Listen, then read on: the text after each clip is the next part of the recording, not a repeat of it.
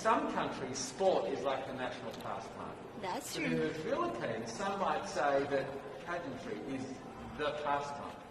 That's true. You know what? In the Philippines, we have pageants all over the places. Yes, we have pageants in the barangay, in school, national, local. That's why we really love Miss Universe. It's like it's giving pride and putting the Philippines back on the pedestal. That's why there's an added pressure as a candidate coming from a pageant-loving country. But it's a good pressure. I always look up to our former Miss Universe Philippines. They really did well in the competition. And now this is my time to show who I am, to offer what Rabiya can show to the rest of the universe.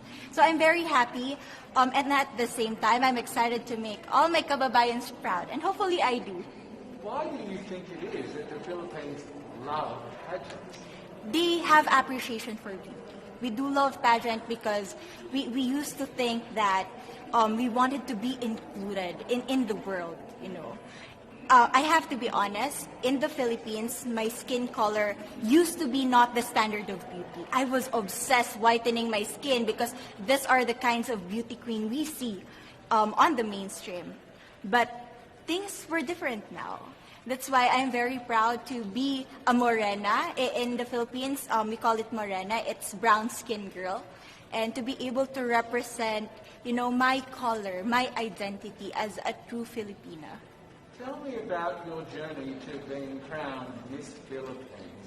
In a world that, in a country I should say, that loves pageants. That must have been a very intense process. Tell me about, your journey to being Miss Philippines. Well, my journey was crazy. You know what? I started to be a dark horse. Nobody noticed me. Nobody knows I was in the competition up until the preliminary and the coronation night. And when I won, I received different comments. Of course, there were people who didn't expect me to do well, who think that I cheated. That's why I need to redeem myself in Miss Universe. I really need to do well in this competition. And the thing is, I love pressure. I love criticism. I get better every day with that. You tell me I cannot do that, I turn to you and I'm going to say that, no, I can do it for myself. Good for you. So how does it feel then to be on the global stage? How do you feel to be here in this moment, right now? It's crazy, but I'm overwhelmed with the support, not just from the Filipino community, but also from Thailand, Latin countries who do appreciate me as a candidate, as a person. It motivates me that I am beautiful, I can offer so much in this world, and when somebody believes in you, it gives you that extra energy to really do well and perform well. Do you have a sense with the girls, all of the girls competing, you're competing, but is there a sense of camaraderie with all of the girls? Is there a real spirit to, sort of motivate each other to do better?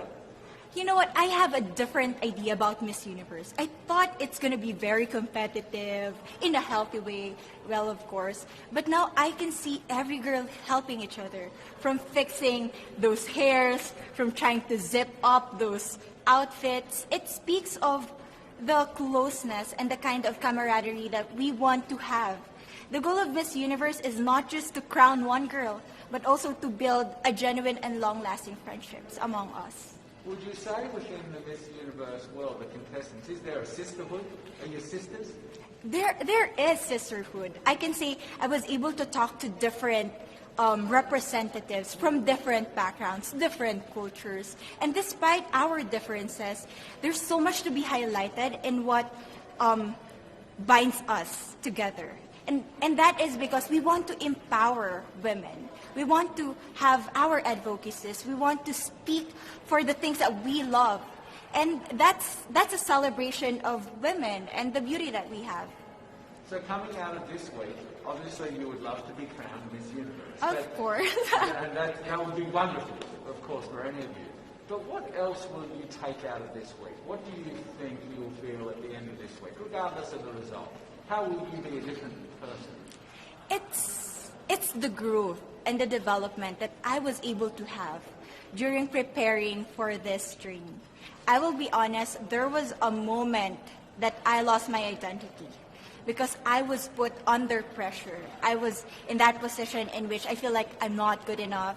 I'm not a good representative of my country, but I was able to bounce back stronger. And if I was able to do that for Miss Universe, I will be able to do that in life. That is my greatest takeaway from Miss Universe. Okay, so the Philippines have a huge amount of fans. Yes. I want you to give us a little bit of a message to the fans here and at home. But send a message. What would you say to all the fans in the Philippines?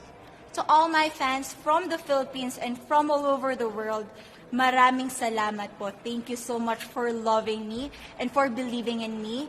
It means a lot to somebody who is so naive in this industry, who has no idea how to become a beauty queen on the first day of my journey. But because of your love and support, I was able to be the woman that I am today. And regardless of the result, I may or I may not win the crown, but one thing is for sure, I'm gonna make you all proud.